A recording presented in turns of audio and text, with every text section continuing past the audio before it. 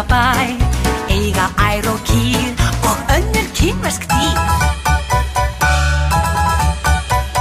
En mest þau mætu hjón, meta þá sín grjón, þeim hugur við því hrís, ef hrísið úti frís, þá voðinn vís.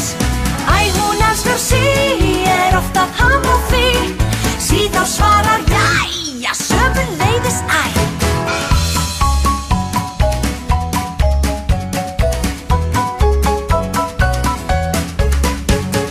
Saman sí og æ, í sínum heimabæ, eiga ær og kýr og önnur kínversk dýr.